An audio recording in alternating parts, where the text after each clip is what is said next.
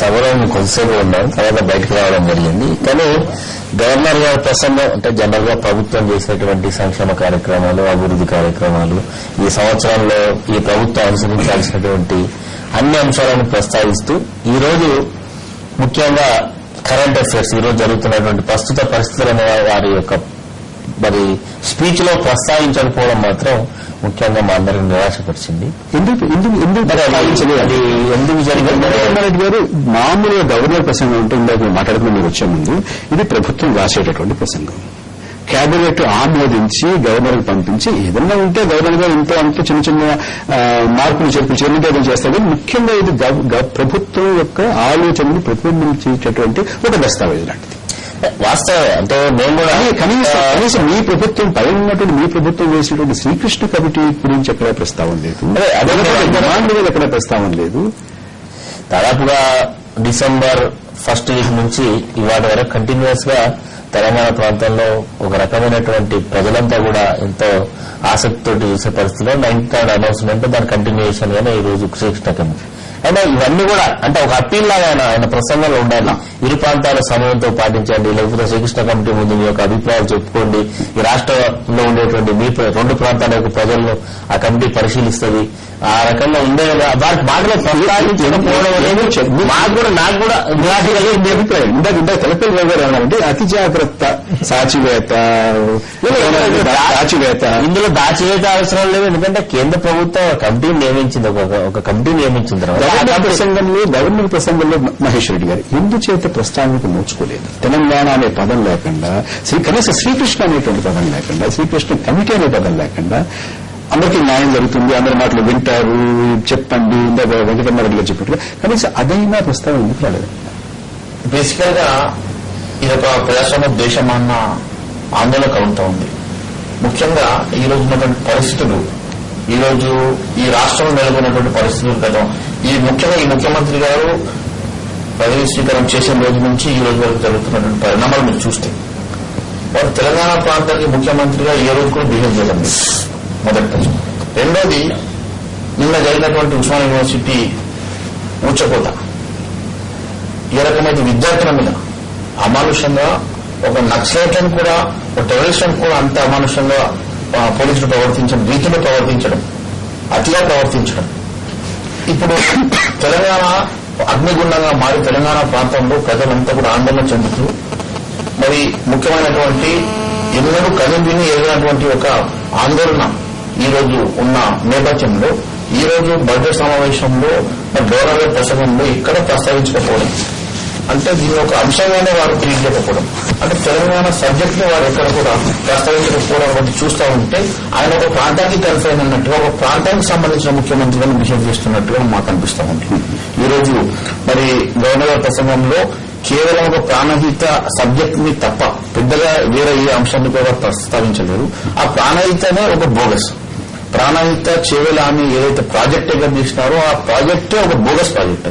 అది దానికి కావాల్సినటువంటి లిఫ్ట్ ఇరిగేషన్ కి కావాల్సినటువంటి ఎలక్ట్రిసిటీ దగ్గర నుంచి పడితే ఆ కంప్లీట్ సిస్టమ్ కావాలంటే డిస్కషన్ పెట్టండి, అది ఎంత బోగసో ప్రూవ్ చేయడానికి మరి 2 ఆధారాలు ఉన్నాయి. అంటే అది దానిలో మనం కాసేపు రాజీనామా గురించి బికాజ్ ఇష్యూ ఏంటంటే అంటే ఎంత ఒక నేషనల్ ప్రాజెక్ట్ గా మేము తీసుకుంటామని చెప్పడం అంటే విచ్ ఈజ్ అసలు ఒక స్టేట్ ప్రాజెక్ట్ టేకప్ చేయడానికి అర్హత లేని ఒక ప్రాజెక్ట్ ని, గ్రావిటీ లేని ఒక ప్రాజెక్ట్ ని ఒక నేషనల్ ప్రాజెక్ట్ గా తీసుకుంటామని ప్రస్తావించి గౌరవ ప్రస్తావనలో చేసిన ఆ అంశాన్ని తెలంగాణ అంశం కన్నా దాన్ని ప్రస్తావించి తెలంగాణ అంశాన్ని ప్రస్తావించలేదంటే తెలంగాణ మీద ఉన్న నమ్మకారం, తెలంగాణ మీద ఉన్న ప్రేమ, తెలంగాణ మీద ఉన్న వారికి ఉన్నటువంటి ప్రేమ అనురాగం ఎటువంటిదో అనేది ఈరోజు స్పష్టంగా తెలిసిపోయింది. వెంకటరమారెడ్డి గారు, లక్ష్మణరావు గారు ఉన్నారు శాసనమండలి సభ్యులు. ఇవాళ మొట్టమొదటి శాసనమండలి సభ్యులుగా వెళ్లి ఆయన రాజీనామా సమర్పించారు. మహేష్ రెడ్డి గారు నిన్నే రాజీనామా సమర్పించారు. ఆయన ఇంకా పరిశీలిస్తున్నారు. రేపో మాపో ఆయన ఖచ్చితంగా వెళ్లి ఆయన ఆమోదించండి అని చెప్తారు. అంటే మీరు ఎప్పుడు చేస్తారా? అంటే వారి రాజీనామాలు నిజంగా అనుకున్న లక్ష్యాన్ని చేరుకోవాలంటే, రాజకీయ సంక్షోభం రావాలంటే, రాజకీయ సంక్షోభం ద్వారా తెలంగాణ రావాలి అనేటువంటి ఒక సూత్రప్రాయమైనటువంటి నిర్ణయాన్ని మీరు కట్టుబడినట్టయితే మీరు ఎప్పుడు రాజీనామాలు చేస్తారు అనేటువంటి విషయంలో అందరూ కూడా ఉత్కంఠగా ఉన్నారు. ఇంతవరకు మీరు ఎక్కడ కదలడం లేదు. మీ నుంచి కేవలం 2 మాత్రమే వెళ్లి రాజీనామాలు సమర్పించారు. మొదటి నుంచి కూడా రాజీనామాల విషయంలో మా పార్టీ కాంగ్రెస్ పార్టీ తెలంగాణ ప్రాంత శాసనసభ్యులు ఒక చర్చ జరిగిన తర్వాతనే రాజీనామాల ద్వారా ఈ సమస్య పరిష్కారం కాదు అనేటువంటి అభిప్రాయానికి వచ్చినటువంటి విషయం వాస్తవం. తర్వాత ఈరోజు మేము రాజీనామా చేసిన తెలంగాణ ప్రాంతంలో ఉన్నటువంటి మొత్తం శాసనసభ్యులు అందరం రాజీనామా చేసిన రాజ్యాంగ సంక్షోభం వచ్చే అవకాశం లేదు. ఈ రాష్ట్ర ప్రభుత్వం పడిపోయే అవకాశం అంతకన్నా లేదు. సంఖ్యాపరంగా చూసుకుంటే కాంగ్రెస్ పార్టీకి 156లో మరి 50 అఫీషియల్ ఉంటే 106 స్థానాలు రాయలసీమ ఆంధ్ర నుంచి ఉన్నాయి. అంటే రేపు రాజీనామా చేసినా ఉండేటువంటి సంఖ్యాపరంగా అక్కడ కాంగ్రెస్ పార్టీకి మెజార్టీ ఉన్నది కాబట్టి ప్రభుత్వం పడిపోయే అవకాశం లేదు, రాజ్యాంగ సంక్షోభం వచ్చే అవకాశం లేదు. కాబట్టి ఇది కేవలం ఉప ఎన్నికలకే దోహదం చేసేటువంటి ఈ పార్టీలోని మీ శాసనసభ పక్షంలోనే తెలంగాణ ప్రాంత కాంగ్రెస్ నాయకుల్లోనే భిన్నాభిప్రాయం ఉన్నాయి దీని మీద. ఇది వాస్తవమే. అంటే మొదట్లో రాజీనామాల లైన్ చూపించింది రాయలసీమ ఆంధ్ర నాయకులే. మొట్టమొదటి 9 నాడు ప్రకటన రాజీనామాలు అందుకొరకు మీరందరూ జేఏసీలోకి వెళ్లి మాకు సమయం కావాలి అని అడిగింది మీరే. ముందు 18 అనుకుంటే అది కాదన్నారు, 18 తర్వాత అనుకున్నారు, తర్వాత 28 అనుకున్నారు, తర్వాత 7వ తారీఖు అనుకున్నారు. మొన్న విధి విధానాలు ఇచ్చిన తర్వాత అందరం కూడా రాజీనామాలు చేయాలనేటువంటి మాట జేఏసీలో ఫస్ట్ 24 నాడే 23 నాడు సెకండ్ ప్రకటన వచ్చిన తర్వాత 24 నాడు దాదాపుగా మెజార్టీ శాసనసభ్యులు అలా రాజీనామా చేయడం జరిగింది. తర్వాత మొన్న మధ్య కాలంలో స్పీకర్ మేము ఇచ్చినటువంటి రాజీనామాలను తిరస్కరిస్తూ వారి యొక్క రూలింగ్ ఇవ్వడం జరిగింది.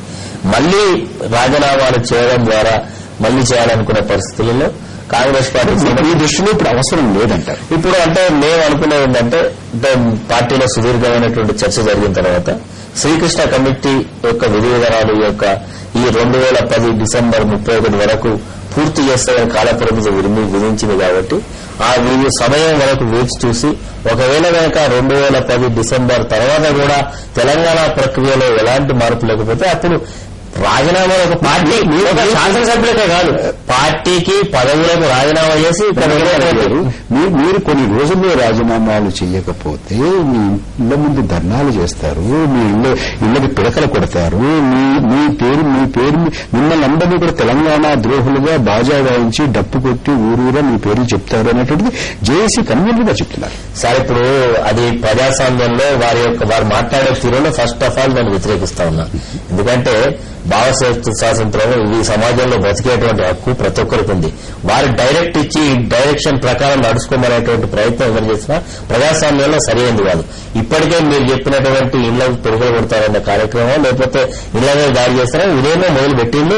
నా ఇల్లు నుంచి పలగొట్టినప్పటికీ నేను ఆ పలగొట్టుడికి నేను మనసులో ఉండాలి. నిజంగా తెలంగాణ కావాలనేటువంటి ఆకాంక్ష నాకు మిగతా వారికి ఎంతుందో అంతకంటే రెట్టింపు ఉంది.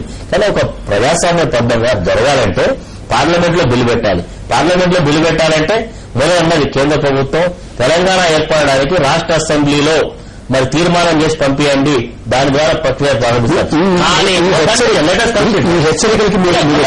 సార్ అయితే రాజ్యాంగం ఆ రోజు ఉండేటువంటి పరిస్థితుల్లో ప్రాంతాల వారీగా శాసనసభ్యుల యొక్క విభజన జరిగింది.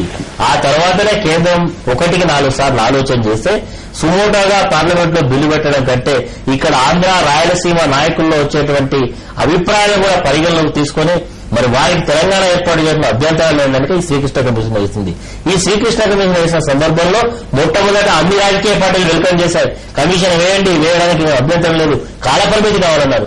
ఆ కాలపరిమితి ఇచ్చిన తర్వాత ఈ రోజు రాజీనామాలు అనేటువంటి అంశాన్ని జేఏసీ చేసినటువంటి హెచ్చరికలను మీరు ఖాతరు చేయరా? ఇప్పుడు ఖాతరు చేయడం కాదండి, ఇప్పుడు వారే ఆలోచన చేయాలి.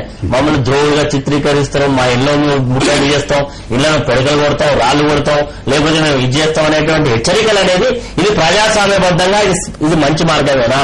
ఇది మమ్మల్ని కాకపోతే మెప్పించి వారి యొక్క ఆర్గ్యుమెంట్ మమ్మల్ని మెప్పియాలి తప్ప ఈ రకమైనటువంటి భయాలను చేస్తే మేము భయపడే పరిస్థితుల్లో దాన్ని ఎట్టి పరిస్థితుల్లో కూడా స్వీకరించే పరిస్థితుల్లో లేదు. మహేష్ రెడ్డి గారు, 2 ఇష్యూస్ అండి. బేసికల్ గా జేఏసీకి ప్రాణం పోసింది కాంగ్రెస్ పార్టీ. జేఏసీని ఫార్ములేట్ చేసినప్పుడు మరి ముఖ్యంగా ఆ రోజు జానారెడ్డి గారి ఇంట్లో దానికి ప్రాణం పోసినారు. జానారెడ్డి గారి ఇంట్లో మరి కోదండరామ గారిని సెలెక్ట్ చేసినారు. జానారెడ్డి గారు, కేసీఆర్ గారు అందరూ కలిసి మరి ఆ రోజు ఒక జాయింట్ యాక్షన్ కమిటీ ఉండాలని చెప్పేసి డిసైడ్ చేసి దాని తర్వాత మాలాంటి వాళ్ళందరినీ కూడా ఇన్వైట్ చేసినారు. మేము సబ్సిక్వెంట్ గా వెళ్ళి జాయిన్ అయ్యాం. అది ప్రధానమైనటువంటి పార్టీ ఈరోజు కాంగ్రెస్ పార్టీ. తెచ్చిన వాళ్ళే అంటారు, ఇచ్చిన వాళ్ళే అంటారు. మరి ఈ రోజు చేయకుండా ఏం జరిగినా దాని కాన్సిక్వెన్స్ వాళ్ళే ఫేస్ చేస్తారు. కాబట్టి మరి ప్రధానమైనటువంటి బాధ్యత వాళ్ళ మీద ఉంది. రెండో ప్రధాన ప్రతిపక్ష పార్టీ ఏంటంటే తెలుగుదేశం పార్టీ. మూడోది బీజేపీకి ఇక్కడ సంఖ్యాబలం లేకపోయినా పార్లమెంట్ లో వాళ్ళు యూస్ఫుల్ గా మరి సంఖ్యాబలం ఉంది కాబట్టి మరి అది ఒక పెద్ద ప్రధాన పార్టీగా మేము భావిస్తున్నాం. ఇకపోతే ఇక దాంట్లో ఉన్నటువంటి టీఆర్ఎస్ అండ్ మాలాంటి ఈ చిన్న పార్టీలు మేము ఎక్కడైతే మేము ఏ రకంగా కూడా అయితే మాకంటే పార్లమెంట్ లో వాయిస్ లేదు, పార్లమెంట్ లో మాకు ఏ రకంగా కూడా మరి ఇది లేదు. రెండో ముఖ్యమైనటువంటి ఇష్యూ ఏంటంటే జేఏసీలో జాయిన్ అయిపోయిన తర్వాత జేఏసీ తీసుకున్నటువంటి నిర్ణయాలకు అనుగుణంగా మేము ఎవ్రీ టైం మేము ఫాలో అవుతూ వచ్చినాం. ఏ రోజు కూడా మరి ఆ రోజు డిఫరెంట్ రీజన్స్ కి మరి మనము దీన్ని ఇక్కడ పోస్ట్పోన్ చేద్దామన్నప్పుడు సరే అన్నాము. దాని తర్వాత నెక్స్ట్ యాక్షన్ అప్పుడు ఎందుకంటే ప్రతిసారి కూడా కాంగ్రెస్ పార్టీ రిప్రజెంటేటివ్స్ గా పెద్దవారందరూ కూడా వచ్చినారు. జానారెడ్డి గారు కానీ రాజీనామాల విషయంలో కాంగ్రెస్ పార్టీ ఇవాళ అవలంబిస్తున్నటువంటి వైఖరి గురించి మీరేమంటారు?